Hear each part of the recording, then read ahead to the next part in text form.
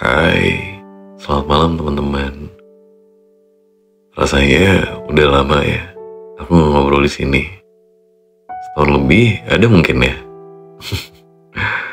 By the way, gimana kabar teman-teman semua? Sehat dan baik-baik aja kan? Semoga ya.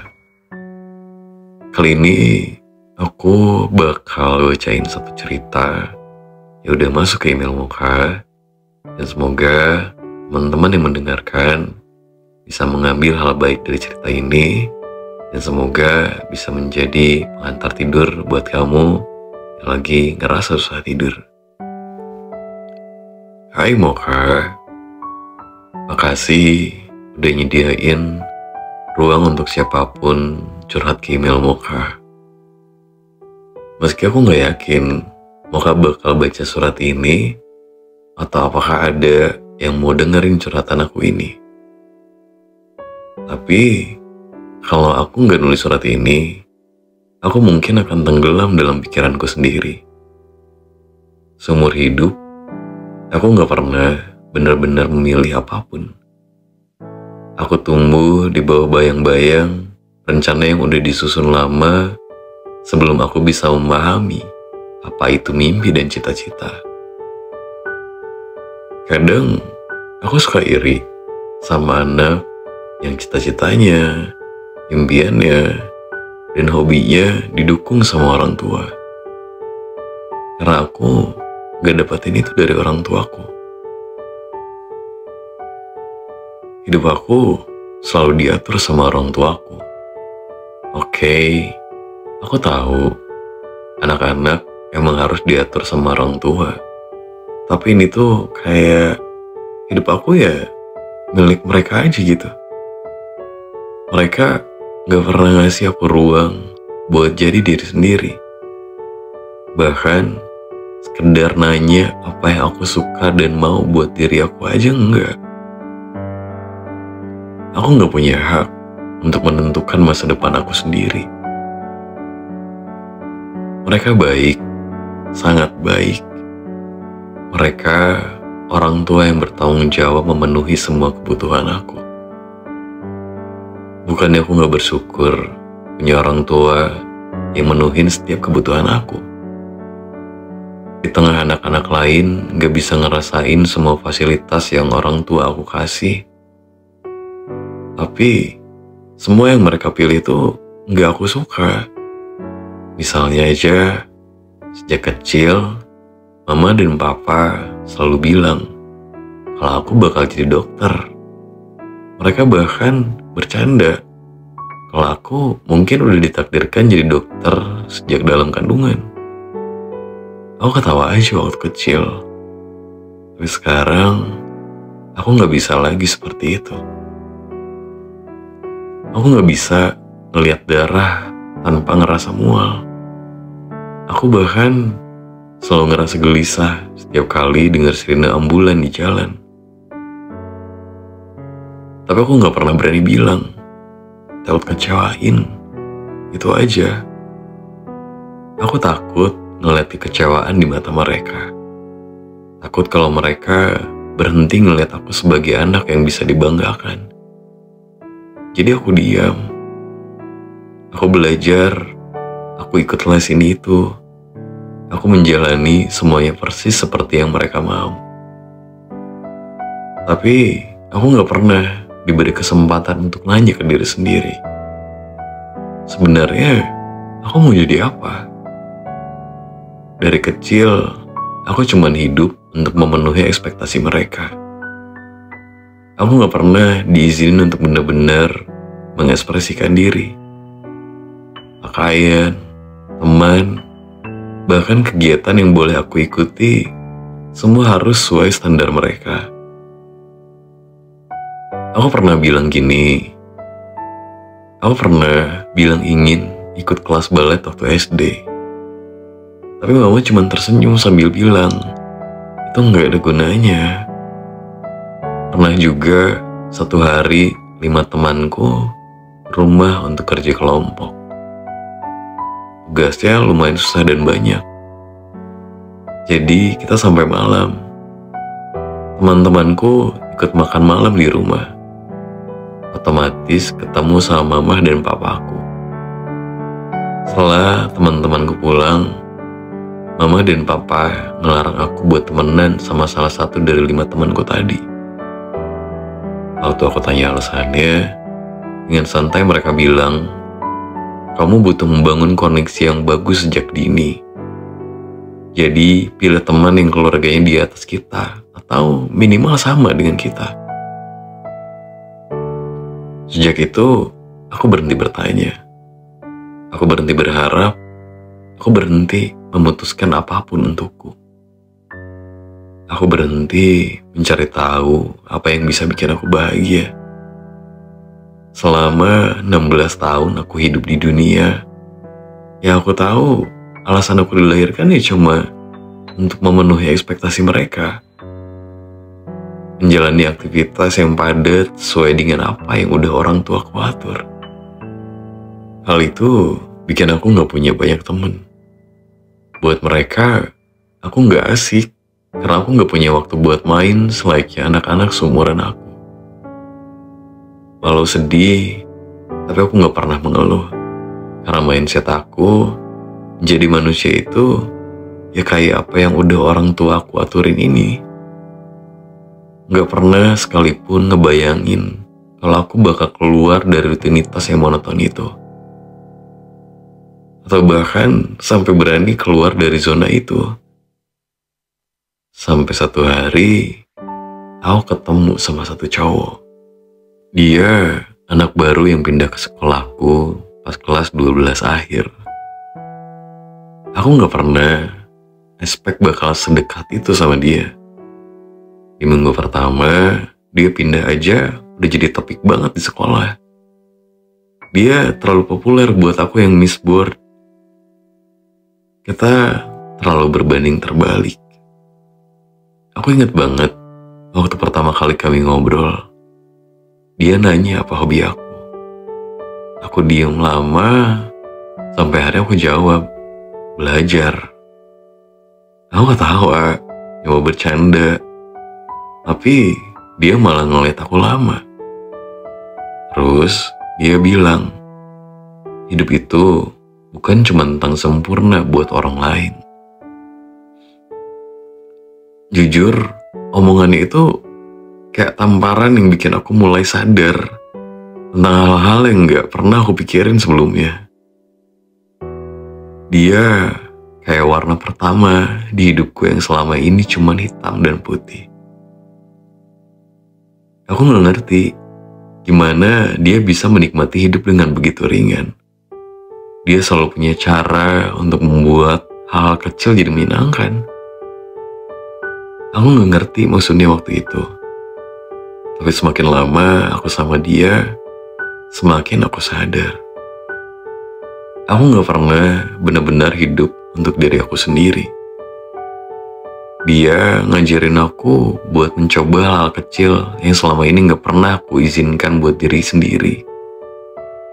Kayak duduk santai di taman tanpa mikirin tugas, makan es krim tanpa takut dihitung kalorinya, bahkan sekedar dengerin musik dengan lirik-lirik yang menenangkan. Bukan sekedar white noise, biar aku bisa fokus belajar. Dan puncaknya, aku mulai pacaran sama dia. Hal yang sangat dilarang keras sama orang tuaku. Dia ngajarin aku buat menikmati hidup.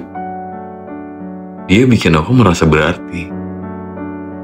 Mungkin aku terlalu terbiasa hidup dalam aturan. Aku terlalu terbiasa ngerasa bersalah kalau aku hidup bahagia tanpa izin orang tuaku. Aku pikir selama aku punya dia, aku bisa bertahan. Perlahan, aku mulai ngerasa dia seperti pengalihanku dari kenyataan. Aku jadi terlalu bergantung sama dia. Aku mulai ngerasa kalau cuman dia yang bisa bikin aku bernapas di dunia yang terasa sesak ini.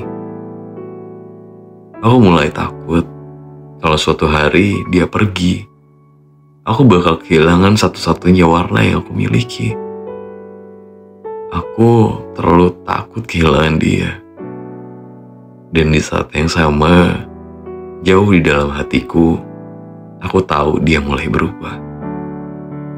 Kami sering berdebat. Aku pikir selama ini aku cukup pintar untuk menjaga hubungan ini tetap utuh. Aku pikir kalau aku ngasih semua yang dia mau, dia akan tetap di sisi aku. Aku pikir kalau aku sayang itu sama dia bakal sayang ke aku dengan cara yang sama. Tapi aku salah. Setiap kali kami berantem, aku selalu jadi yang pertama minta maaf. Aku gak peduli siapa yang salah. Aku gak peduli apa yang sebenarnya terjadi. Yang penting dia gak pergi. Aku mohon supaya kamu baikan, supaya dia tetap ada buat aku. Aku selalu mencari cara bikin dia stay sama aku. Sampai akhirnya dia minta sesuatu yang gak pernah aku bayangin bakal aku kasih sebelum ada ikatan pernikahan. Aku tahu aku seharusnya bilang enggak. Aku tahu aku seharusnya nolak. Tapi waktu itu, pikiran yang terus-menerus menghantui adalah kalau aku nolak, dia bakal pergi. Dan aku gak sanggup kehilangan dia. Jadi aku ngasih semua yang dia mau. Dengan harapan, dia akan tetap tinggal. Dengan harapan, dia akan semakin cinta sama aku. Tapi nyatanya, itu gak cukup. Semakin lama, dia semakin seenaknya. Dia mulai kasar, mulai sering hilang tanpa kabar, mulai cuek banget sama aku. Aku semakin yakin ada yang berubah, tapi aku gak berani nanya. Aku gak berani nuntut, karena aku takut kalau aku terlalu banyak minta dia bakal ninggalin aku. Sampai akhirnya, setelah 1 tahun kita pacaran, dia benar-benar mutusin aku. Simpel itu, gak ada penjelasan panjang, gak ada usaha untuk memperbaiki. Dia cuma pergi, dan aku gak bisa ngelakuin apa-apa selain ngelihat dia pergi dari hidup aku. Ngebawa pergi semua yang selama ini aku pertahanin. Tapi penderitaanku gak berhenti di situ. Orang tuaku akhirnya tahu semuanya. Mereka tahu aku pacaran. Mereka tahu aku udah melanggar semua aturan yang selama ini mereka buat untukku. Aku gak pernah ngelihat mereka semarah ini sebelumnya. Mereka bilang aku udah ngancurin kepercayaan mereka. Aku udah mencoreng nama baik keluarga. Mereka bilang mereka malu punya anak kayak aku. Aku dihukum, aku gak diizinkan keluar rumah kecuali untuk sekolah dan les. Bahkan buat pegang HP aja dibatasi. Mereka bilang, aku harus fokus memperbaiki kesalahanku, aku harus jadi anak yang mereka inginkan lagi. Tapi ada satu hal yang mereka gak tahu. Mereka gak tahu kalau aku udah kehilangan sesuatu yang lebih besar dari sekedar kepercayaan mereka. Mereka gak tahu kalau aku udah kehilangan hal berharga aku sebagai perempuan. Dan aku gak berani bilang. Aku juga gak berani ngebayangin gimana reaksi mereka kalau tahu. Jadi sekarang, aku cuman sendirian. Terjebak dengan kepala yang berisik di tengah kamar yang sunyi. Bersama semua penyesalan yang ngancurin aku pelan-pelan. Aku pengen bilang kalau aku baik-baik aja. Aku pengen bilang kalau aku bisa memperbaiki semuanya. Tapi kenyataannya, aku gak tahu gimana caranya memperbaikinya. Aku bahkan gak tahu apakah aku punya sesuatu yang bisa diperbaiki.